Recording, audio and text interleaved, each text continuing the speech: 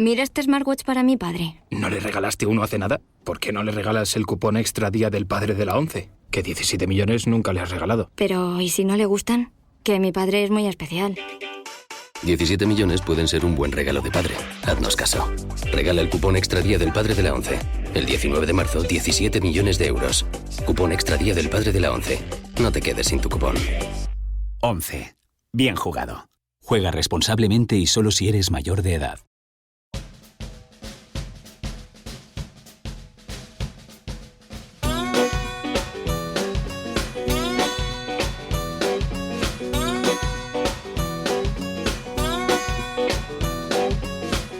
Hola trotamundos, bienvenidos, bienvenidas a Un Gran Viaje. Soy Pablo Strubel, autor de la web y el libro Cómo preparar un gran viaje y organizador de las jornadas de los grandes viajes.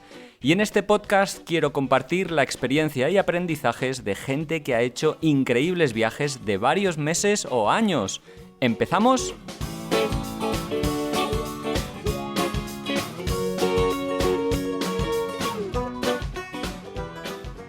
Hola amigos, amigas, ¿qué tal? ¿Cómo estáis? Bueno, arranca aquí un nuevo podcast de Un Gran Viaje, ya sabéis, con la sintonía sonando de fondo, esa sintonía que espero que escuches cada lunes, ansioso, pero bueno, lo bueno de los podcasts es que quedan ahí para siempre, para cuando tengas ese tiempito para disfrutar y ponerte en viaje, colgarte la mochila al hombro, que es lo que vamos a hacer hoy con Aida y con Pablo. Hoy nos vamos ni más ni menos que a dar la vuelta al mundo.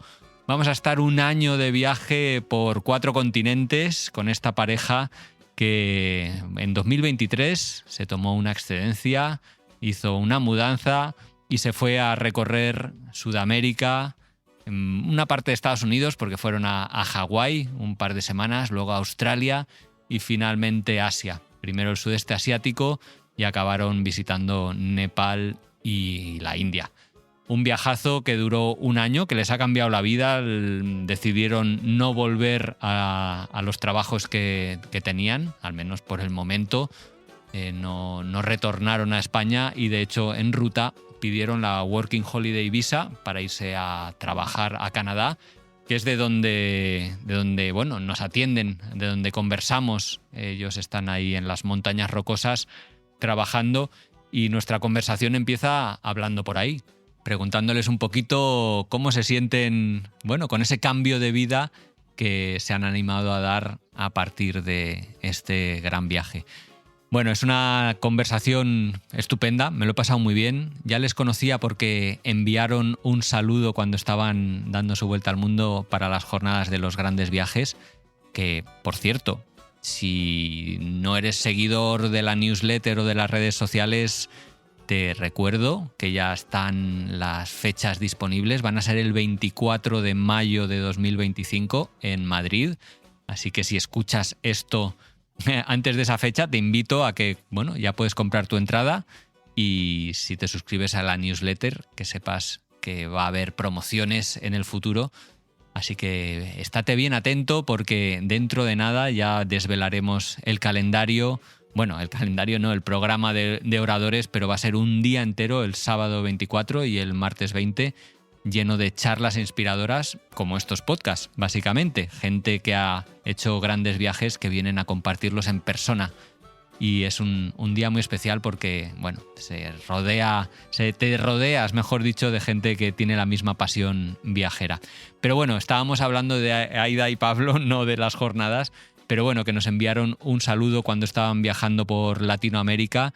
Ese fue el principio de su viaje, un viaje hecho de mochileros, en transportes públicos, aunque en países como Australia, por ejemplo, alquilaron una furgoneta, o en sudeste asiático también en ocasiones fueron en motocicleta, aunque Pablo no sabía montar, pues bueno, allí aprendió e hicieron un montón de actividades. Por primera vez en su vida, como hacer submarinismo, por ejemplo, se sacaron el certificado y un montón de otras actividades de montaña, de senderismo, de visitas a centros con animales salvajes. Muy interesante la conversación, que espero que te guste, que la disfrutes. También hablamos sobre la necesidad de hacer un turismo más responsable, sostenible, respetuoso con el medio ambiente y con los animales con los que interactuamos en muchas ocasiones y que no nos damos cuenta del daño que les podemos hacer haciendo actividades turísticas con ellos. Y también hablamos de los voluntariados, porque han hecho uno que realmente sintieron como un voluntariado real y verdadero, y nos reflexionamos sobre muchas entidades que, bueno, anuncian voluntariados y que tal vez en el fondo lo que están buscando es, más que tu trabajo y tu conocimiento, tu dinero. Pero bueno, para escuchar todo esto te invito a que permanezcas atento, que sigas escuchando este podcast, porque ya mismo te dejo con la entrevista. Te envío un saludo y espero que disfrutes esta entrevista. ¡Chao! Hola Aida, hola Pablo, ¿qué tal? ¿Cómo estáis? Hola, ¿qué tal, Pablo? Muy buenas, ¿qué tal? Pues encantado de conversar con vosotros, además, gracias a la tecnología. Oye, que estáis en la otra punta del mundo, en Canadá, ni más ni menos, yo desde Madrid. Oye, ¿qué se os ha perdido en Canadá? ¿Qué hacéis allí? Pues nada, estamos aquí viviendo un poco la aventura de trabajar con una Working Holiday Visa. Estamos en las montañas rocosas, concretamente en Canmore, muy cerca del Parque Nacional de Banff. Qué guay. Oye, ¿y esto cómo surgió esta idea? Vamos a hablar de vuestra vuelta al mundo, pero esto, digamos, de la Working Holiday Visa ha venido después. ¿Cómo surgió la idea de iros allí a Canadá? Pues fue un poco, de hecho, durante nuestro viaje, empezamos a pensar, bueno, pues qué pasará luego del viaje, si volveremos a nuestra vida de antes, seguiremos viajando, y entonces decidimos como un poco un punto medio, o sea, seguir un poco de aventura, pero ya un poco instalados en un sitio, trabajando, porque al final hay que ganar dinero, y entonces en eso estamos. Seguimos viajando, pero pues eso, seguimos instalados en un sitio ganando dinero. Claro, nosotros lo empezamos a gestionar durante el viaje y tuvimos que, de hecho, hacer papeleo en Vietnam y en Camboya. Tuvimos que ir a sacarnos los datos biométricos allí y recibimos como que nos aceptaron la visa en septiembre durante el viaje. Lo que pasa que como teníamos un año, pues preferimos pasar unos meses con la familia antes. Uh-huh.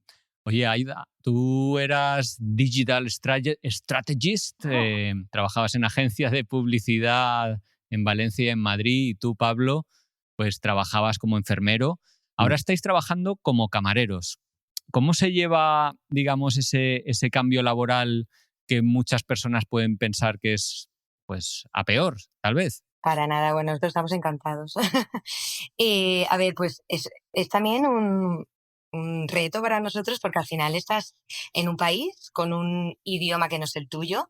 Entonces también preferíamos empezar en algo que no fuera tan exigente como nuestros trabajos en España. Pero te tengo que decir que como camarero nos encanta trabajar como camareros porque los canadienses son personas tan educadas, tan simpáticas, que se hace muy fácil el trabajo. Yo aparte también estoy de barista en Starbucks, así que bueno, pues al final siempre estamos interactuando con la gente y Canadá es un país muy fácil para eso. Y ahora mismo también agradecemos pues la flexibilidad que tenemos, que no tendríamos con otros trabajos. Nosotros podemos coger las vacaciones cuando queramos, si un día a lo mejor no podemos ir a trabajar por lo que sea, no hay problema. Entonces agradecemos la flexibilidad porque si queremos seguir viajando o queremos conocer la zona de por aquí, tenemos total libertad para hacerlo. Oye, Aida, entonces estás pluriempleada, no solo uno, sino dos trabajos. Así es, sí. ¿Y cuál es la idea que tenéis así en adelante?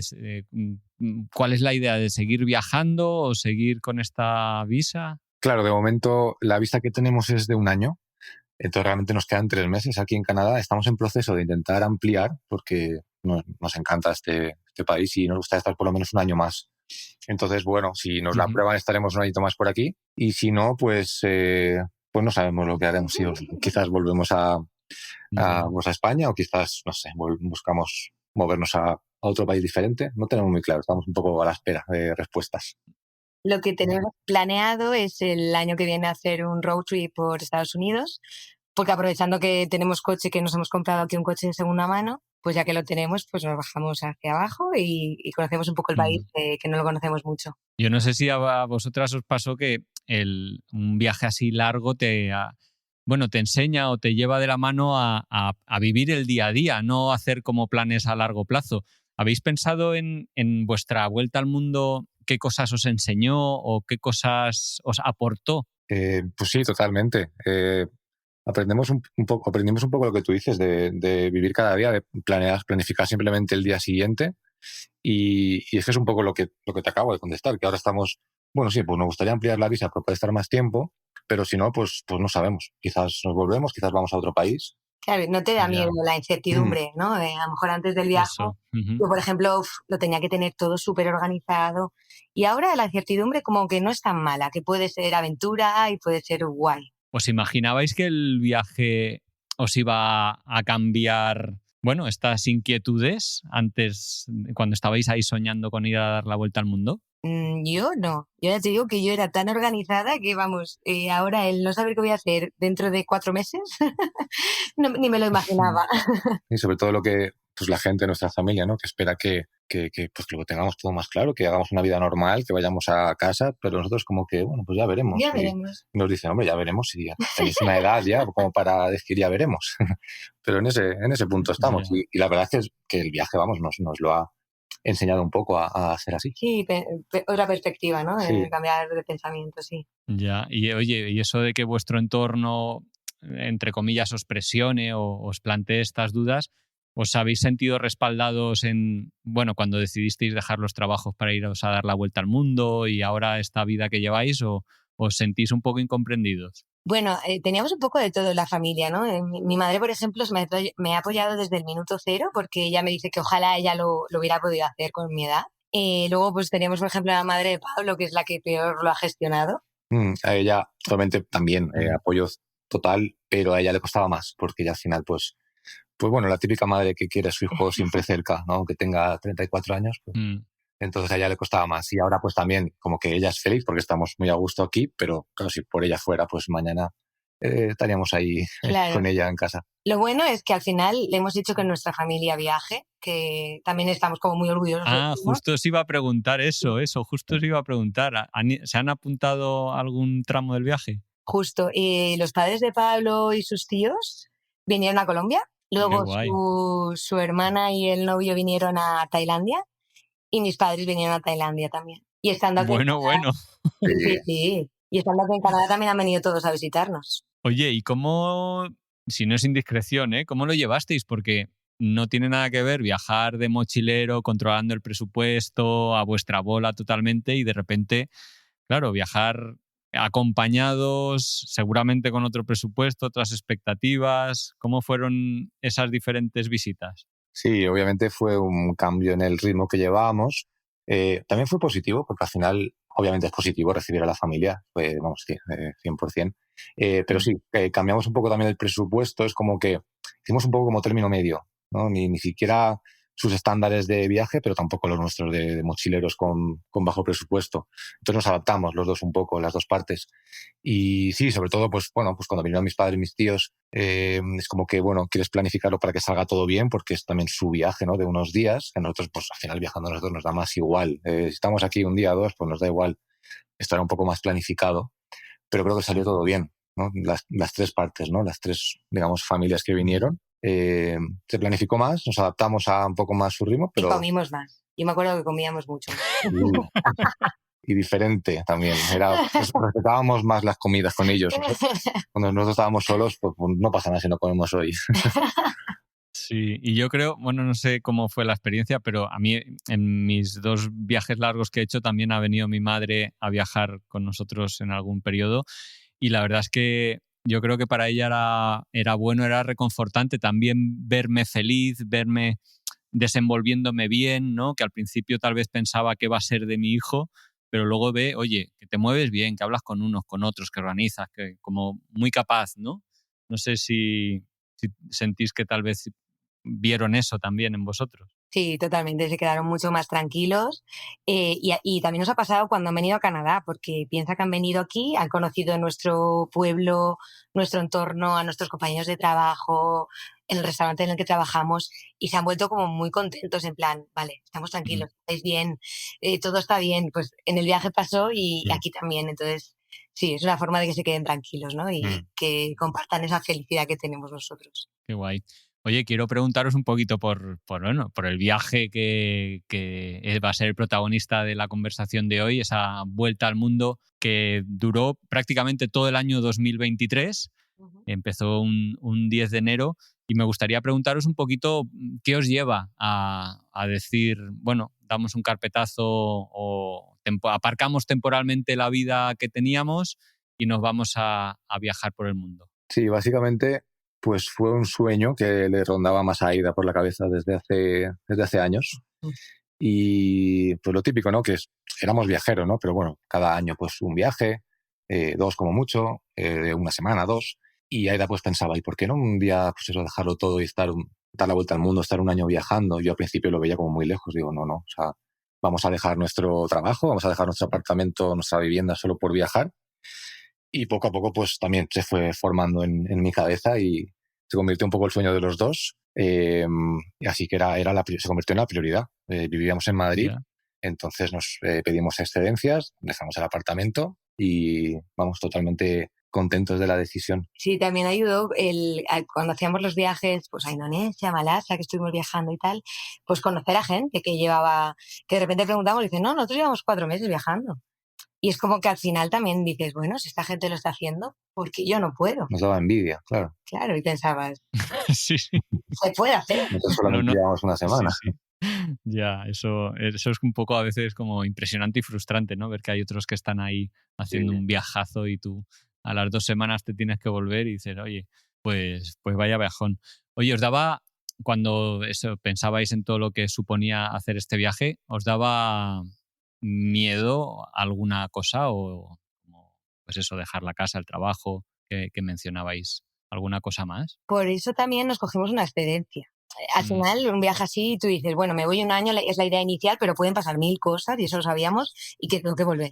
Entonces, por eso teníamos como la excedencia, como un poco un seguro de si pasaba algo, poder volver al trabajo. Entonces, estábamos bastante respaldados con eso. Pero por lo demás, no teníamos miedo. No, es algo que, a ver, todo el mundo, bueno, todo el mundo no, pero había gente que lo veía como hoy en día impensable, ¿no? Como dejarse un trabajo, ¿no? Como que estable, es algo tan necesario hoy en día, ¿no? Un trabajo, pues dejar un trabajo para viajar. Hay gente, sobre todo gente más mayor, que vamos, decía, estáis locos. Pero es que para nosotros estaba tan claro, lo habíamos ido pensando y ahorrando y todo, que para nosotros que era la prioridad. Así que pasó a no ser un miedo. O sea, lo teníamos súper claro. Vamos. Ser una motivación, ¿no? Qué bueno. ¿El viaje empieza con la ruta ya definida en mente? ¿O esa ruta que hacéis por América, luego Hawái, Australia y finalmente Asia, ya la teníais en mente al iniciar el viaje? Un poco en mente lo que teníamos era, queremos dar la vuelta al mundo literal. De España, pasar por Latinoamérica y volver por la otra parte, ¿no? Entonces sí que teníamos como los países imprescindibles, pero luego fuimos añadiendo alguno más. Por ejemplo, Ecuador no estaba al principio en nuestra mente y pasamos por Ecuador, o Laos tampoco estaba. Entonces, por tiempos y tal, vimos que era viable y los fuimos añadiendo. Ya. ¿Y planeasteis los vuelos de alguna manera? Porque dar una vuelta al mundo, en cuanto al hecho de volar, puede ser caro. ¿Contratasteis algún tipo de plan o de paquete? ¿O fuisteis comprando a medida que viajabais? Sí, no, todo sobre la marcha lo íbamos haciendo. La mayor parte de nuestro viaje ha sido en bus, o sea, todo Sudamérica, bueno, casi todo Sudamérica lo hemos hecho en autobús. O sea, desde que, volamos desde Buenos Aires hasta Ushuaia, pero ya luego fuimos subiendo hasta Colombia, hasta Cartagena de Indias en autobús. Y claro, aquí sí que era un momento clave del viaje porque había que pasar de Cartagena de Indias pasando por Hawái, porque al final muchas escalas pasaban por Hawái, también era un sitio que lo teníamos como en mente de en ese momento visitarlo. Entonces, claro, esos tipos de vuelo transoceánicos sí que los miramos con un poco de tiempo. Entonces sí que nos plantamos como unos tiempos antes de llegar a Cartagena de que hay que ir vigilando esos vuelos para que no se disparen. Pero quizás era un mes antes. Sí, antes. Tampoco, no, eso, un mes antes más o menos compramos estos vuelos que eran como más largos. Pero ya digo, el resto en bus, sobre la marcha, íbamos a la estación, comprábamos el pasaje. Básicamente fue la mayor parte del viaje así. Sí. ¿Elegisteis Argentina y América por algún motivo? ¿Y cómo fueron esas primeras semanas de viajar por el continente americano? La verdad es que Sudamérica era un sitio que no habíamos visitado y era como de los que con más ganas cogimos, porque lo teníamos como muy pendiente. Y la verdad es que no sé si es porque empezamos por ahí o por qué, pero vamos, Argentina nos enamoró. O sea, Pasamos 40 días en Argentina. Sí, más de 40 días en Argentina. No sé si por su gente también, que nos recibió, vamos, mucho mejor de lo que esperábamos. Sus paisajes tan variados, la comida. Y nos encantó, nos enamoró. O sea, es de nuestros favoritos. Fue el primero y fue de nuestros favoritos. Y el resto de Sudamérica, pues, es que nos encantó. Los paisajes que vimos allí son únicos, ¿verdad? Sí, yo creo que América tiene los mejores países del mundo. De momento, de lo que hemos visto. También el hecho de comunicaros en el mismo idioma supongo que, ¿no?, te abre más las puertas, el contacto local, facilita todo, ¿no? Eso ayuda muchísimo y aparte que quieras o no, el hablar su idioma enseguida era como que ellos más calidez, nos daban más calidez a nosotros que a otros turistas europeos que no se podían comunicar con ellos. Y lo hizo todo mucho más fácil. Eso sí, nosotros nos tocó ayudar a muchos europeos pobres que Sí. paraban. Sí, eso es algo que tal vez no nos damos cuenta a veces cuando vemos a algunos ingleses, oye, lo fácil que se mueven. Pues nosotros en América es lo que nos pasa, ¿no? Hay que disfrutarlo. Es como un poco una pequeña venganza. Oye, después de Argentina vino Chile. ¿Cómo es moverse por el continente americano en autobuses? Porque no sé cómo son las infraestructuras, no sé si varían mucho de un a otro país. Contadme un poquito. Pues mira, justo entre Argentina y Chile, lo que hicimos fue casi siempre viajar por Argentina, pero cuando llegamos a un punto en el que queríamos conocer en Chile, cruzábamos frontera y volvíamos a cruzar. O sea, cruzamos la frontera de Chile como 3 veces o 4, porque Argentina tiene mejores carreteras, mejores infraestructuras y muchas más conexiones de autobús. Entonces, cuando llegamos a que queríamos ir a las Torres del Paine, cruzamos a Chile y luego volvimos. Luego subimos hasta Mendoza y de ahí cruzamos a Santiago y luego volvimos. Entonces lo hicimos un poquito así. Y también Chile es un país mucho más caro que Argentina. Entonces, si vas con un presupuesto bajo, como era nuestro caso, que al final teníamos 33 euros al día por persona para gastar, nos convenía viajar por Argentina. Pero las carreteras, los autobuses, 33. Genial. O sea, la gente puede pensar por ignorancia cómo serán los autobuses, cómo serán las carreteras. Es muy fácil viajar en autobús por esos países y pues, viajamos muchas veces de noche en buses nocturnos y perfectamente. O sea, puedes pasar la noche en el autobús. 33 euros decías al día por persona, ¿eso son como 10.000 euros al año? ¿Eso es lo que llevabais de presupuesto? 12.000, sí, son como 12.000 al año y digamos que aparte de los vuelos. O sea, nuestro presupuesto era 15.000 cada uno. ¿Y lo cumplisteis? ¿Os pasasteis? ¿Quedasteis cortos? Nos pasamos un poco, pero no mucho. Creo que 17.000 al final los gastamos cada uno. Ya. Oye, visitasteis sitios icónicos muy especiales. Habéis mencionado ahí las Torres del Paine.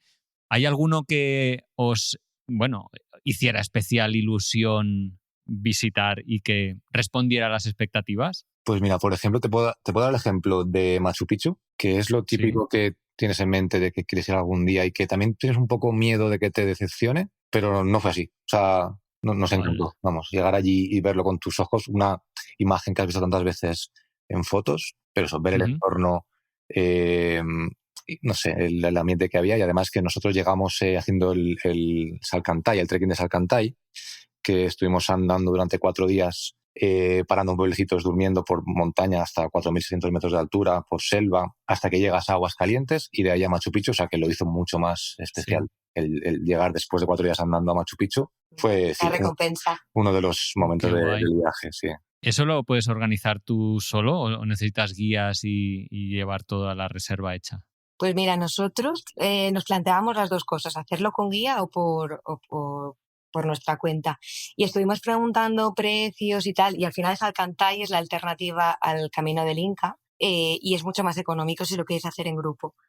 Pero estuvimos leyendo en blogs y tal, que al final ya sabéis que los viajeros nos guiamos por el blog de otros compañeros y que lo habían hecho por su cuenta y dijimos, ¿por qué no? Y lo hicimos por nuestra cuenta, nos salió súper económico y de verdad que es un planazo. Lo único que sí que hay que llevar la fecha para entrar, ¿no? A lo que es las ruinas y eso cerrado, ¿o no? Es lo único sí que hay que comprar la entrada al Machu Picchu, sí. Eso sí que lo planificamos como una semana antes, más o menos. Además que justo, bueno, llegamos a Machu Picchu el domingo de Pascua, justo. No lo habíamos Ahí va. planificado así, pero llegamos ese día. Y bueno, es verdad que había gente y había un poco más quizás de riesgo de que no tuvieras entrada, pero no suele pasar esto, con que lo cojas unos días antes. Es verdad que dentro de Machu Picchu hay como diferentes entradas, diferentes recorridos. Entonces te puede pasar que tú quieras un recorrido con la típica foto con el subir a la montaña Machu Picchu y no tengas esa opción, pero bueno, con un poquito de previsión, eso sí, para eso sí, no debería haber problema. Pero lo que es el Salcantay, sin problema, los alojamientos sin ningún problema. Oye, ¿qué tal llevabais la altura? Porque allí toda la zona, más o menos la ruta que hicisteis, supongo que seguía los Andes. ¿Sufristeis creo que le llaman soroche, ¿no? ¿O el mal de altura en alguna ocasión? Pues mira, por suerte, lo único fue un poco en la capital de Bolivia, en La Paz. Ahí tuve un poco de dolor de estómago, que no sabía que podía ser una de las consecuencias de mal de altura. Pero lo que nosotros hicimos desde el norte de Argentina, en Salta y Jujuy, fue tomar las hojas de coca que toman los locales allí, que te la pones como aquí al lado en la boca y lo mantienes ahí, al final lo que te da es como oxígeno. Y empezamos con eso y toda Sudamérica, para prevenir este mal de altura, lo que hicimos fue hojas de coca o té de coca también. Hay muchas más recomendaciones. ¿Y funciona? Sí que funciona, sí. A ver, nosotros no es que fuéramos con miedo, pero es algo que le teníamos respeto. Entonces, seguimos todas las recomendaciones posibles. La hoja de coca, beber mucha agua, descansar bien, no tomar comidas copiosas, ¿no? Hay como muchas recomendaciones. Hacer los caminos progresivos, es decir, si de repente te encuentras a 6.000, 4.000 metros, pues no empezar a andar rápido, sino la aclimatación, ¿no? Era muy importante. Entonces lo seguimos bastante a rajatabla, tanto en el Salcantay como luego sobre todo en Bolivia, en La Paz. En Nepal. En Nepal más tarde también, aunque allí no había hoja de coca, en Nepal no se lleva. Y eso, y sobre todo en Bolivia, lo más exigente que hicimos fue subir a una montaña, se llama Pico Austria, que está a 5.300 metros de altura. Pues que ahí sí que, bueno, fue bastante exigente en el sentido de que ahí sí que notamos que, eso, a partir de los 5.000 metros andabas y tienes que parar porque te acelera el corazón, te falta el oxígeno, respiras pero no coges aire, entonces eso fue exigente, sí. Pero bien, o sea, más allá de que volviendo un poquito de la cabeza te puede molestar, un poco de malestar, pero ya está. Pero lo pasamos. Oye, otra de las cosas que hay en vuestra ruta, no sé si tuvisteis ocasión de visitar la Amazonía o la selva, porque tiene que ser espectacular. Pues mira, sí, justo la visitamos en Perú y estuvimos 3 noches y 4 días en el Amazonas, concretamente en Pacaya Samiria, y lo hicimos con una familia local que conseguimos el contacto de una amiga que vivía allí. Bueno, y nada, o sea, súper recomendable. Yo iba muy asustada con el tema insectos y al final una vez allí te das cuenta de que no es tan peligroso y te enseña todo lo que la naturaleza te puede dar. O sea, nosotros pues estuvimos pescando, por ejemplo, pirañas, vimos atardeceres espectaculares allí en el Amazonas, tarántulas, vimos... Mosquitos, muchos.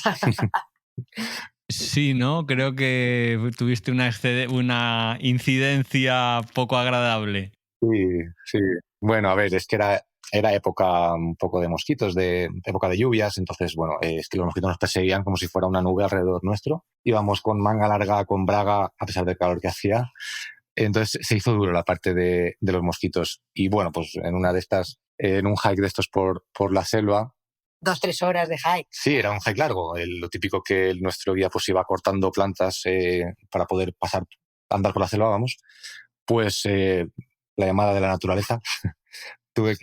No podía aguantarme, tuve que hacer pues necesidades. Y nada, pues en 2-3 minutos que tardaría, pues bueno, acabé con el culo lleno. O sea, quizás 15 horas, 20, no sé, en 2 minutos que necesité. Vieron ahí el hueco perfecto y ale, a por el blanquito. Oye, Aida, me parece que en este viaje tú, que has mencionado que comisteis pirañas, creo que empezaste poco a poco a dejar de comer carne. ¿Por qué y cómo ha sido esta experiencia? Porque en algunos países habrá sido muy complicado. Pues sí, mira, justo empecé en el país más complicado, que fue Bolivia. O sea, al final, bueno, yo en España ya apenas comía carne y nunca he sido muy fan de la carne. pero el estar en Sudamérica y ver a los animales por la calle, ver los trozos de carne por la calle, yo todo eso al final me generó un cambio radical de pensar y dije, tengo que dejar de comer carne.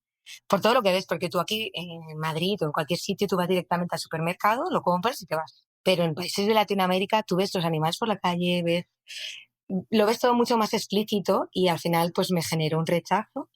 Y llegamos en Samaipata, que es un pueblo de Bolivia que es muy hippie, que está lleno de europeos, y allí casi todo el mundo es vegetariano. Y dije, jo, esto es una señal. Y entonces ahí empecé a ser vegetariana. Es verdad que yo tenía claro que no quería dejar de probar como algunos platos típicos o, por ejemplo, las pirañas en Amazonas, pues las pescamos y luego nos las comimos y yo las probé. O el ceviche en Perú, yo también quería probarlo, pero en la mayoría del viaje yo fui vegetariana y Bolivia justo fue el país más complicado, donde solo pude comer arroz blanco y patatas, vamos. Pero luego, por ejemplo, hay países, en Nepal o la India, que fue muy fácil porque tienen mucha cultura vegetariana. O países más desarrollados como, por ejemplo, Hawái, Australia, hay muchas opciones vegetarianas también. Entonces, dependía un poco de los países, pero no se me hizo muy complicado, la verdad. Ya. El viaje por América acabó en Colombia, si no me equivoco. ¿Cómo fue? O sea, ¿saltasteis hacia Hawái, que fue el siguiente destino, con alegría o os dio pena abandonar el continente? Tuvimos la sensación de que se nos quedaba bastante por ver en América, es verdad.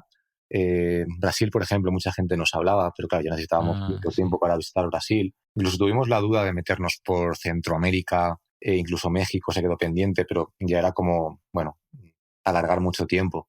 Entonces sí, se nos quedó, nos fuimos con alegría porque al final era un viaje que siempre tenías, por una parte, tristeza de dejar donde estabas, pero alegría de visitar lo siguiente. O sea, esto era genial del viaje. Siempre tenías la motivación de ver lo nuevo.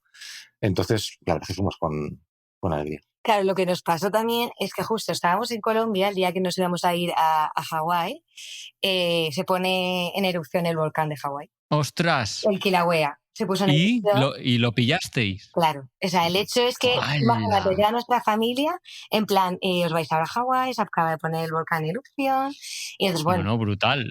Entonces, bueno, a ver, el vuelo no lo han cancelado, y entonces nosotros en Hawái nos fuimos a hacer woofing, que es tipo el workaway, que al final es... Nosotros estuvimos trabajando en una granja a cambio de comida y alojamiento. Entonces le preguntamos a la señora, oye, ¿hay algún problema que vayamos ahora ahí a Hawái? ¿Es peligroso? Y nos dijo, ¿qué va? Dice, en mi zona, Hawái, Big Island, en la que estuvimos nosotros, la zona, su casa estaba en una zona donde no llegaba la lava. Entonces, por mucho que el volcán, la erupción fuera muy grande, nunca iba a llegar la lava. Ellos ya lo saben eso. Entonces dijimos, bueno, suena bien, nada, pues vamos para allá. ¿Y pudisteis ver el volcán en erupción? Porque para mí es de mis grandes sueños ver ahí cómo sale la lava y demás, el magma. Sí, es que de hecho la mujer con la que estuvimos en su casa, que, a ver, es una granja, pero realmente es la casa de una señora que tiene como finca, entonces la estuvimos ayudando en su jardín y todo esto. Entonces, cuando la hablamos, ella nos dijo al día siguiente, o sea, nada más llegar, sí, pues si queréis mañana vamos a verlo. Nosotros, hombre, pues vamos. Entonces, al día siguiente, pues nos llevó con su coche. Es el Parque Nacional Los Volcanes, si no recuerdo mal, de Hawái, y ahí estaba el Kilauea y nada, y fuimos a verlo. Había mucha gente viéndolo, o sea, es como una atracción. Nosotros lo veíamos como, madre mía, no podremos ir, será un desastre natural. Pues no, era como una atracción porque pasa muy frecuentemente. De hecho, hay un hotel o un restaurante dentro del mismo parque, o sea que con vistas a la erupción, o sea que... Claro. Bueno, es que allí, por lo visto, ¿no? Las erupciones son de un tipo específico, que no son explosivas, tal como que ya deben saber controlar, ¿no? Que va hacia abajo, hacia tal dirección, que no afecta, no sé, ¿eh? Exacto, sí. La forma de salir de la lava es de forma líquida, creo que lo que tú dices, que no es explosivo. Entonces tienen controlado incluso hacia dónde va la lava. Entonces, por eso hay construcciones, hay pueblos que saben que están en zonas seguras y otros que están en zonas pues no seguras. Más peligrosas, que son mucho más baratas estas casas y que el seguro no les cubre. Claro. No les cubre. Si decides construir en una zona donde digamos que estás en un valle que la lava te puede alcanzar, pues ahí no, el seguro te dice no te cubro. Ya. At your own risk. Sí. Vaya. Oye, ¿y qué tal fue la experiencia de estar Estuvisteis creo como un poquito más de 2 semanas en Hawái. ¿Estuvisteis todo ese tiempo trabajando en esta casa y cómo fue esa experiencia? Porque os debió permitir, ¿no?, conocer un poco la vida local. Aparte de ahorrar un dinerillo, que Hawái tiene que ser carísimo. Hawái es, yo creo que de los sitios más caros que hemos estado. Es impagable. Entonces, estuvimos 2 semanas en Big Island con la señora esta y nada, una pasada porque al final ella nos llevaba a todos sus planes locales. Si tenía que hacer un voluntariado en la iglesia nos íbamos con ella, si tenía una despedida de un amigo nos íbamos con ella y nos metimos mucho en la vida local, en el Aloha, que al final es como un buen rollo que hay en la isla. O sea, yo es una percepción de good vibes que no he sentido en otros sitios, que solo hemos sentido ahí en Hawái. Y luego estuvimos 3 días en la isla de Oahu, que es la más turística, donde está Honolulu. Ahí un poco sí hacer turismo, que bueno, que en 3 días nos gastamos lo que en otro país en un mes, pero bueno, también queríamos ver la otra isla y hacer un poco de turismo más normal y muy guay, la verdad es que Hawái. Y yo tengo que decir que Hawái es de mis sitios favoritos del mundo, o mi sitio favorito del mundo. ¿Por qué? Yo fue, pues al final una mezcla de el vivir con una persona local, ¿no? Pero aparte, pues el ver un volcán en erupción, el ver tortugas que salían del agua y enseguida las protegían, el ver delfines en la playa. La Vía Láctea yo no la he visto tan bonita como ahí. O sea, es una mezcla de todo lo que vivimos. Al final, a nivel de paisajes, pues tiene como montañas muy características, muy verdes, los típicos estos formas, ¿no?, de Hawái, y combinación con playas pues súper bonitas, ¿no?, con un agua súper cristalina también. La comida, la mezcla de comida que era mitad americana y mitad asiática. O sea, como, no sé, es como el sitio perfecto, si no fuera tan caro. Claro. Qué guay. Sí. Otro sitio, al siguiente destino que fuisteis, Australia, que estuvisteis un mesecito por ahí, también tela, ¿no?, con lo que el tema económico. ¿Cómo os movisteis por allí? ¿Cómo lo hicisteis para estar ese mes viajando por Australia? Pues Australia, al igual que Hawái, eran como 2 excepciones, que son países más caros, que era como, pues bueno, una vez allí, una vez por esas zonas, como está tan lejos de España, pues tenemos que visitarlo. Y lo que hicimos en Australia fue alquilar una camper, una van, que al final, bueno, estuvimos un poco investigando y al final es la forma más económica de visitar Australia. Y llegamos a Sydney, visitamos Sydney y nada más pudimos, alquilamos la camper y bajamos, subimos hacia Cairns, o sea, nos recorrimos la costa. Sí.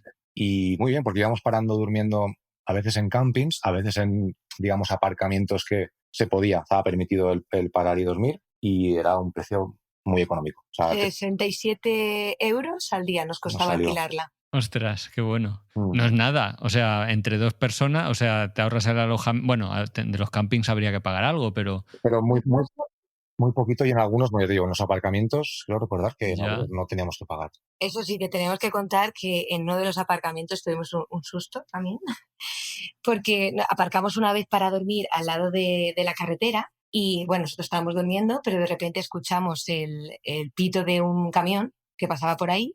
Yo me desperté, miré a mi lado y había un incendio, que un coche del parque había tenido una autocombustión. Nadie nos había avisado, o sea, la gente estaba fuera de los coches, pero nadie nos había avisado. Y entonces nada, nos despertamos ahí súper alterados porque estábamos en medio de un bosque y teníamos miedo de que empezara a prenderse todo. Era sobre todo, había coches que estaban yéndose, pero nosotros era un poco, bueno, a ver qué pasa, de momento solo está el coche quemado, si se coge a los árboles, pues nos vamos. Pero al final, bueno, por suerte no hubo heridos y solo se quemó el coche. Así que ahí estuvimos esperando a que se apagara a 100%. Vinieron los bomberos. Sí, vinieron los bomberos y ya luego pues nos acostamos. Pero sí, fue un susto el levantarte y ver las llamas casi al lado, sí. Sí. Oye, ¿qué tal la Camper Life? ¿Es tan bucólica como parece? ¿Os enganchó? ¿Os gustó? Sí, también es una de las experiencias del viaje. O sea, el descubrir que no habíamos hecho hasta ahora. Ir con la libertad de, pues eso, parar, dormir, sacarnos la cocinita, cocinar, ir visitando los sitios que venían de camino. El hecho de dormir en la camper, levantarte enfrente de, pues es una playa. En esa playa venían los canguros al amanecer. Pues sí, muchas experiencias muy, muy bonitas. Ya, sí. ¿Alguna negativa? ¿O algo que... lo de usar el potty, ¿no? O el no tener ducha, tal vez, o cosas así? ¿O era una camper muy básica al final y íbamos a los baños públicos, pero bueno, eso no era un problema. Al final Australia está muy Ya. preparado para la Sí. vida camper y si no era en un camping, había una gasolinera en la que pagabas 3 euros y te podías duchar, por ejemplo. Entonces, Ah, qué guay. era muy fácil el poder hacer esta vida nómada allí en Australia. Qué guay. Oye, y luego el siguiente continente ya saltasteis a Asia, sobre todo a recorrer el sudeste asiático, Tailandia, Laos, Camboya, Vietnam y Filipinas. Menudo salto cultural tremendo, ¿no? O sea, tener que como volver a aprender un poco todo, las costumbres, los ritos, los idiomas. Totalmente, sí, aquí ya pues sí se complica un poco el tema del idioma, que a veces pues con el móvil, con el modo traductor, porque sobre todo recuerdo en Vietnam, ¿verdad? O Laos, que pues eso, no hablaban inglés y entonces se hacía difícil. Pero sí, aquí el choque cultural, ya conocíamos un poco el sudeste asiático, habíamos estado en Indonesia y Malasia, pero muy guay, o sea, nos encanta el sudeste asiático y la comida y entonces pues Tailandia también fue choque porque fue justo creo que en agosto y bueno, empezamos a ver muchos españoles, de repente por primera vez en el viaje empezamos a ver españoles y bueno, y Tailandia, pues ya sabemos que Tailandia es un poco más turístico que otros, pero bueno, muy guay, o sea, teníamos ganas de Asia. Oye, creo, hablando de este tema del idioma, que estuviste a punto de cometer un error, Aida, irreversible, con alguna traducción mal hecha. Cuéntanos un poco. Pues bueno, allí en Tailandia, concretamente en Koh Tao, nos sacamos el Open Dive el Open Water para bucear, que era también un poco un reto que teníamos porque a mí me daba mucho respeto el buceo. Y habíamos hecho buceo ya en San Andrés, justo en Colombia, hicimos como una primera inmersión en la tercera barrera de coral más grande del mundo. Y luego dijimos, venga, Tailandia es el sitio perfecto para sacarnos el curso tranquilamente. Bueno, claro, y después yo estaba súper orgullosa de he cumplido mi sueño, ¿no? Un reto, me he quitado miedos, digo, esto me lo tengo que tatuar. Y entonces me quería tatuar yo en tailandés, buceadora. Pero yo, sin querer, lo traduje del español al tailandés y en vez de diver, que es buceadora, puse diver de divertida. Entonces, cuando fui, o sea, 10 minutos antes de ir a tatuarme, una señora que estábamos acabando de comer del restaurante, a la mesa le digo, oye, esto significa esto, ¿verdad? Me dice, no, eso es funny. Y yo, ¿cómo? me di cuenta del error y menos mal. Pues a ver, poca gente se hubiera enterado, pero sí. Sí, no, o sea, no era una palabra chunga por suerte, ¿no? Y hasta podría tener un significado divertido, nunca mejor dicho, pero ostras, maldita la gracia, claro, ahí tienen una tipografía totalmente diferente. Sí, exacto. Y nos lo hicimos con handpoke, que creo que se llama el tipo de tatuajes bambú. Que te lo hacen a mano de bambú. Sí, con... ¡Hala! Eso es como una aguja en la que van golpeando, ¿no? Con un palito de bambú. Como si fuera un martillazo, pero muy suave, pero sí, son golpecitos. Pero por algún motivo, no sé por qué, es totalmente indoloro y se cura nada al día siguiente. ¿En serio? Sí. Al día siguiente puedes bucear, no pasa nada. Ostras. Fíjate que a priori puede parecer que es casi como más doloroso, ¿no? Porque es menos avanzado o menos moderno que lo que se usa. La aguja se queda como más en la superficie. Y aún así el tatuaje se pongo súper bien, ¿eh? O sea, no ha perdido color ni nada. Una maravilla, yo lo recomiendo totalmente. Sí. Oye, ¿y Tailandia os gustó? ¿Os pareció muy turístico? ¿Cómo navegasteis un poco por ese país? Que, bueno, era la primera vez, ¿no? Me pareció que decíais. Sí, es como el típico país, ¿no?, del sudeste asiático que teníamos pendiente de hacía mucho tiempo. Y es verdad que fue la primera vez en el viaje que notamos un poco el agobio del turismo, sobre todo en los templos de Chiang Mai, recuerdo. Vamos, era agobiante, incluso hacía mucho calor además. Aún así nos sorprendió, o sea, nos gustó, le dimos el encanto y luego también estuvimos en las islas, en Phi Phi. Evitamos Phuket, por ejemplo, porque sí que nos habían dicho que, era mucha fiesta y otro tipo de turismo, pero estuvimos en Phi Phi y luego más tarde Koh Tao, Koh Samui, y es verdad que íbamos con la idea de que iba a haber más turismo y lo había, pero nos gustó. O sea, y aparte fue especial también porque justo en este país estuvimos con la familia, vino la hermana de Pablo, mis padres. Sí. Entonces al final Tailandia lo recordamos con mucho cariño. Sí, supongo que a pesar de que os movíais en transportes públicos, alquilaríais una motillo en algún trayecto especial, ¿no? Bueno, en Asia en general alquilamos moto yo creo que en todos los países, pero Pablo no sabía conducir moto cuando empezamos el viaje. Sí, es verdad que también uno de los retos para mí personalmente, pues claro, yo no sabía llevar moto y pensaba, "Jolín, es que en el sudeste asiático es un pecado no descubrir con moto y tampoco voy a ir siempre de paquete detrás de Aida". Entonces, pues sí, sobre todo en Tailandia empezamos, fui aprendiendo hasta el nivel de que, vamos, me doctoré en moto en el norte, bueno, en Laos, porque en Laos las carreteras estaban como estaban, y sobre todo en el norte de Vietnam. Hicimos el loop de Hà Giang, que es casi una Qué frontera guay, con sí. China, y estuvimos cuatro días haciendo un loop con moto y vamos allí, pues había carreteras con obras, carreteras empinadas, que te venían camiones de cara que nos apartaban. O sea, eso fue, vamos, eso, un doctorado. Ya me vine con sobrado con la moto. Pero bueno, esa parte fue Sí. espectacular. La operación norte de Vietnam también, ya que lo mencionamos, espectacular. Claro, es que son, y además, claro, muy idóneos para ir por tu libre albedrío, ¿no? Porque vas parando en sitios súper chulos, pueblecitos. Por eso. Tiene el inconveniente, bueno, que desgraciadamente hay accidentes, ¿no? En la moto y algunos muy serios. No sé si habéis oído de una pareja Sí, cuya, bueno, esta chica que está todavía en coma. sí, Pues claro, así es. esas cosas impresionan mucho, ¿no? Pero Las bueno, cosas pasan y sí, hay que respetarlo mucho. O sea, no es, pues, sí, jaja, cogemos moto y ya está, porque pasan cosas. La seguridad es más, o sea, es menor que al final en países sí. más avanzados, Y pero aunque ellos no llevan casco, intentar llevar casco también, eso mm, es súper importante. sí, sí, sí. Porque hay Mm, muchos países que dicen, no, que hace demasiado calor para llevar casco. Y Mm. no es una excusa el calor. Entonces, siempre con respeto, sí. pero la verdad es que lo disfrutamos muchísimo. Recuerdo en Laos, sobre todo, que es un país al final menos visitado, que la gente está menos acostumbrada al turismo. Pues cogimos la moto, nos fuimos por ahí a descubrir y vamos, nos miraban como con cara rara de estos han perdido. Y entonces, eso fue muy guay. Y la diferencia de quizás de esto con Sudamérica, que en Sudamérica pues no puedes o no debes hacer eso porque por el tema de la seguridad, ¿no? Que en Asia al final nos dimos cuenta de que es muy diferente a nivel de seguridad. No sé si es por tema religioso, por tema cultural, pero al final puedes ir mucho más tranquilo. Que en Sudamérica no nos pasó nada, pero es como tienes que ir con más cabeza. Sí, sí. Oye, hablabas de ser, no sé cómo lo has dicho, más responsable o más prudente, o no sé cómo lo has dicho, y si no me equivoco, fuisteis un poco, digamos, cuidadosos con el tema sobre todo, las prácticas que involucraban el maltrato animal, ¿no? Que en sudeste asiático hay un montón. Los santuarios de elefantes, estoy pensando, o ese turismo para ver los tiburones ballenas en Filipinas.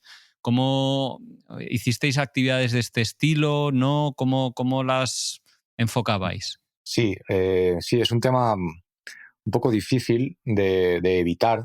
Es decir, llegas a Tailandia, quieres ver elefantes, pues hay que informarse bien, porque al final ellos te lo venden mucho como que eh, es responsable con ellos, pero al final estuvimos informándoles mucho. Y claro, si lo piensas, solo con el hecho de que los estés bañando, ya montarlos ya ni te digo, no, solo con montarlos ya tendrías que huir de ahí.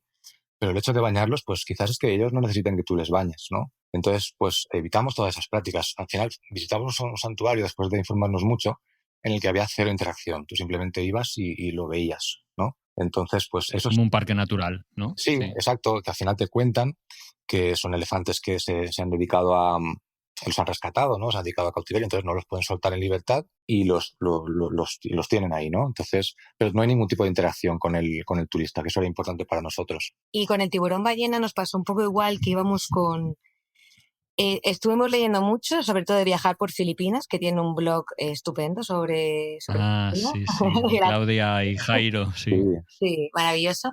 Entonces nos estuvimos informando mucho y justo era época en el sitio donde decían que era súper respetuoso. Aún así, como ellos hacía años que han estado allí, también nos daba un poco de miedo y de verdad que fue una experiencia maravillosa porque no vimos ningún tipo ni que les alimentaba, no vimos nada.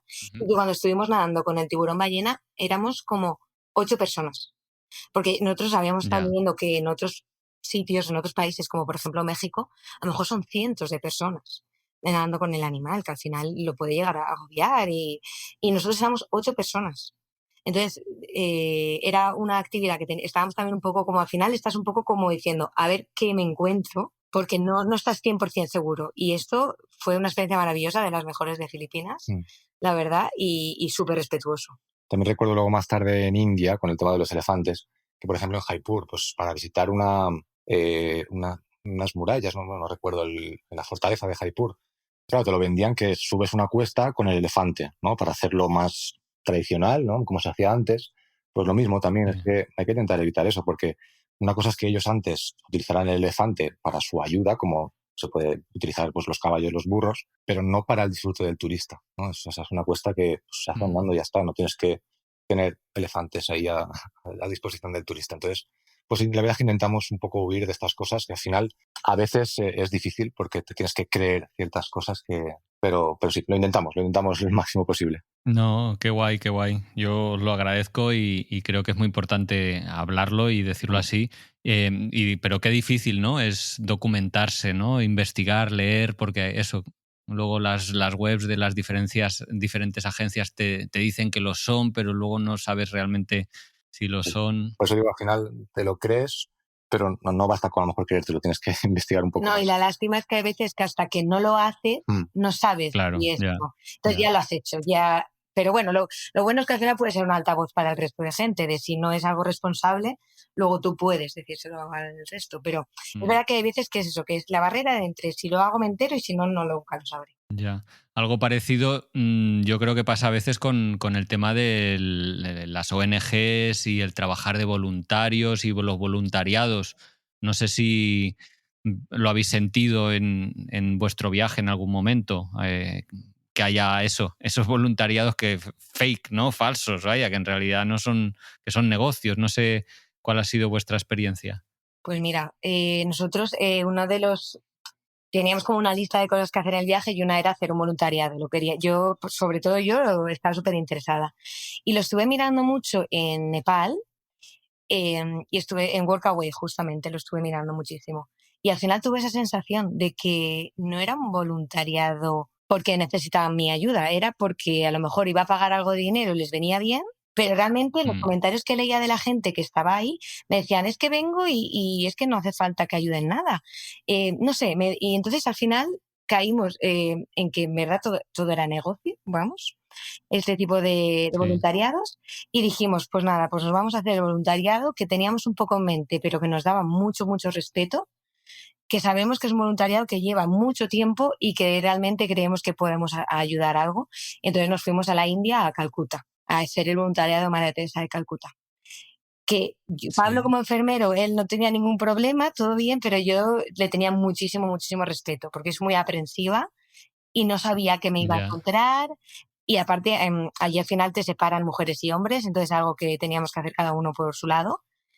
Y entonces decidimos ir, aquí no pagas nada, esto es todo totalmente voluntario, no pagas nada, nunca te van a pedir nada de dinero, nada, no hace falta tampoco ni que sea religioso, ni que no, o sea, no, a todo el mundo es bien acogido en este voluntariado y la verdad es que fue un acierto totalmente. Yo estoy deseando volver a Calcuta a hacer este voluntariado. Y ese fue casi el broche de oro del viaje. No lo hemos mencionado, pero saltasteis a Nepal y luego la India. No sé si fue deliberado dejar el que para mí de vuestra ruta ha sido uno de los países más interesantes, pero también más complicados. Hablas de la India, ¿no? Sí. Claro, sí, exacto. India es como, no sé, amor-odio. O sea, a mí tengo que decir que me gustó, de hecho me gustó mucho. Fue el país más interesante, ¿no? A nivel cultural, a nivel, no sé, más intenso también. O sea, es un país que no es fácil viajarlo porque no lo vas a viajar de igual manera que si vas a Tailandia, Filipinas, que es un poco a disfrutarlo, ¿no? Disfrutas de otra manera y lo sufres y lo sientes. Entonces, pues al final se nos hizo duro. Estuvimos un mes y además fue un mes que quitando, hicimos una escapada para hacer un safari en busca del tigre de Bengala, que fue muy guay. Pero quitando de estos días, el resto fue por ciudades cañeras. O sea, no fuimos al sur, por ejemplo, que es más tranquilo. Entonces nos saturó. O sea, a mí me gustó mucho, me pareció súper interesante, pero es verdad que saturó. Es como un país que... ¿Lo encontrasteis? el tigre de Bengala. Y si lo encontramos el último día, o sea, alargamos como al final 2 salidas más para buscarlo, porque hicimos, no recuerdo si hicimos como 3 días, 4 al principio y no había manera. O sea, había indicios, huellas, sonidos de las presas que huyen, pero no lo veíamos. Al final ampliamos 2 días más y el último día que estaba lloviendo, que era el día con menos probabilidades de verlo, bueno, lo encontramos y ese momento, bueno... Además que era el animal, sí, el animal creo que es favorito mi de animal Pablo. favorito y verlo se nos cruzó por delante del coche como para que lo viéramos y nada, muy guay. Sí, ¿dónde se puede hacer o dónde se le puede encontrar o en qué zonas es más habitual verle?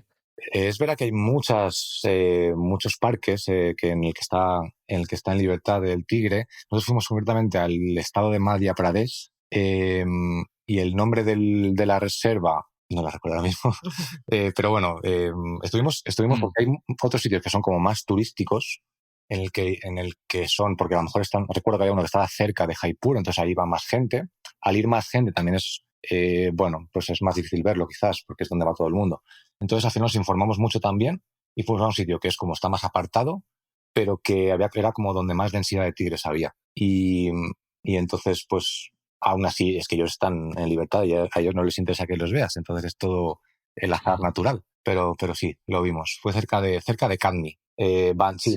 Bandhavgarh se llamaba la reserva. Muy bien. Bueno, tampoco con saber la zona y eso, pero ya conociendo el parque, pues mejor.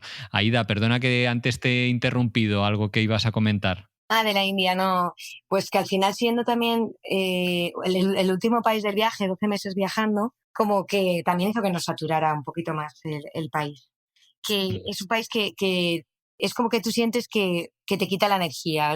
Al final del día tú estás agotado de todas las de todas las interacciones que tienes, porque al final son muchas personas y que tú eres turista, son curiosos, entonces siempre te van a hablar, siempre te van a preguntar cosas, te van a ofrecer cosas, entonces es como que te quita la energía. Nosotros llegamos al final a Nueva Delhi ya para venirnos a España y ahí nos llegamos a saturar muchísimo.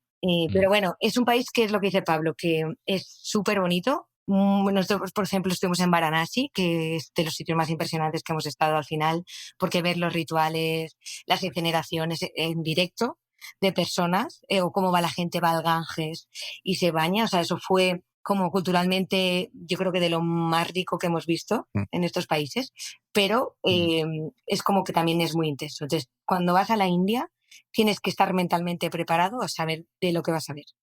No vas, eso es lo que decía Pablo, no te vas a una playa a tumbarte a tomar el sol. Vas a sentir ahí el país, 100%.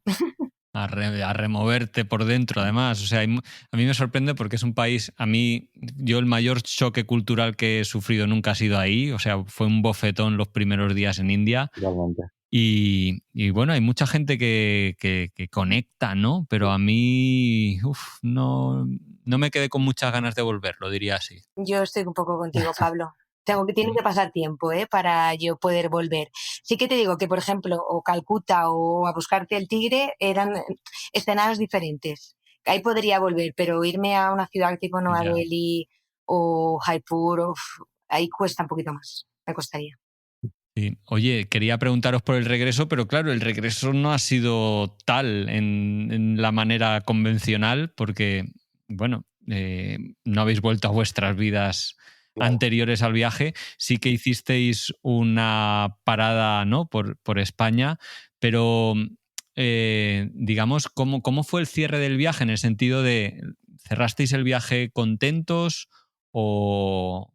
No sé, cómo, porque también, no sé, un año ahí haciendo lo que más habéis disfrutado, ¿cómo fue esas últimas semanas o ya incluso cuando el viaje, cogisteis ese avión de India, digamos? Creemos que todo salió muy, muy alineado, muy a su ritmo, porque como te decía, Aida, creo que, bueno, quizás elegimos bien, o no sé, la India como último país, porque eso también ya nos dio un poco las ganas de volver, ¿no? Porque eso nos acabó saturando. Entonces cogimos la vuelta con un poco más ganas. Quizás si el último país hubiera sido Filipinas, pues hubiéramos dicho, pues no queremos volver.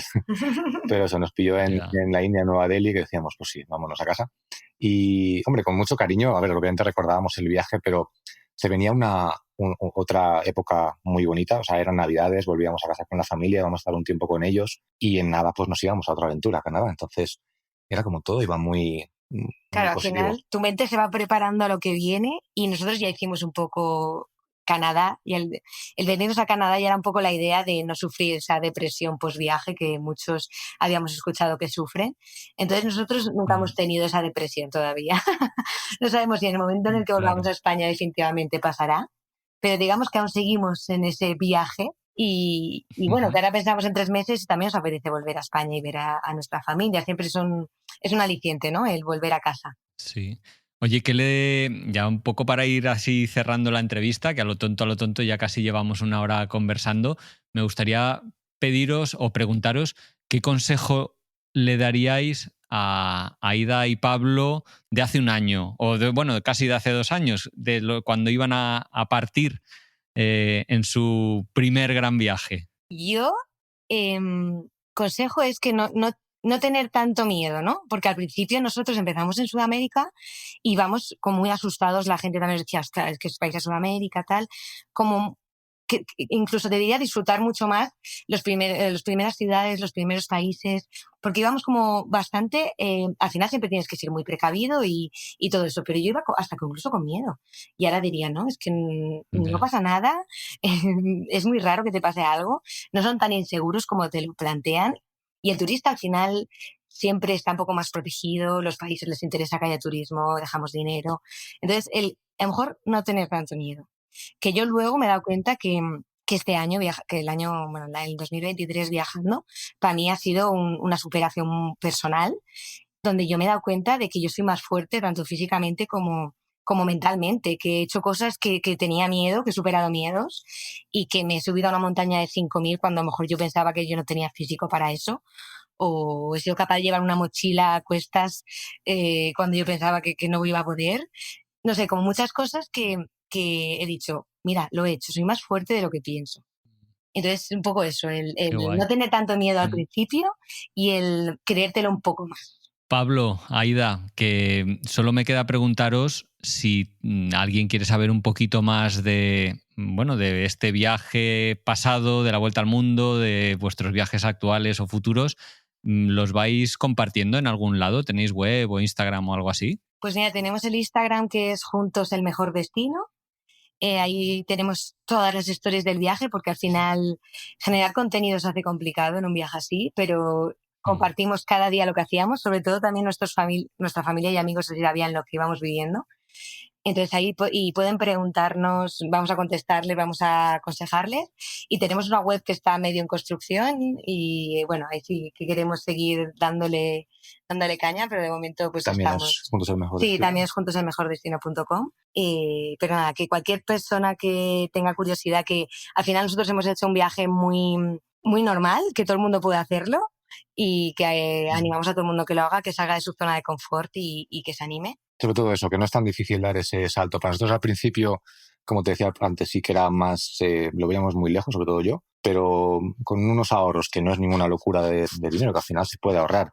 Decidir, tampoco escuchar a todo lo que te digan las voces más clásicas Sí. y que no se van a arrepentir, porque mucha gente nos preguntaba durante el viaje o nos decía, jolín, ojalá yo lo hiciera, o qué envidia, o pues no, es que no nos envidia, seguramente lo puedes hacer, seguramente, puedes tener circunstancias, pero es algo que se puede hacer. Sí, es poner el foco en ello, es ahorrar, es decidir que realmente quieres hacer eso y apostar por ello, no quedarse ahí dándole vueltas como algo hipotético. Es como yo pienso, vaya. Pues Aida, Pablo, que muchísimas gracias, me ha encantado conversar con vosotros, me he echado unas buenas risas con alguna de las anécdotas que habéis compartido y muchas gracias por tantas reflexiones que espero que a nuestros oyentes pues les hayan parecido interesantes. Pues muchas gracias a ti por darnos la oportunidad y que ojalá, igual que a nosotros, hemos escuchado muchos podcasts, sobre todo antes del viaje, también para inspirarnos, para aprender, y ojalá esta entrevista le sirva a alguien de algo también. Claro, que sea de inspiración para alguien. Claro que sí, además voy a dejar en la descripción del programa, haré una entrada en el blog de ungranviaje.org. Ahí es donde hago una entrada con fotos que me habéis enviado, por si alguien quiere poneros cara, y los enlaces de vuestra web, redes sociales y bueno, más información de la que hoy hemos compartido. Venga, pues hasta muy pronto. Genial, un Está abrazo. muy bien por ahí, un saludo. Gracias, chao.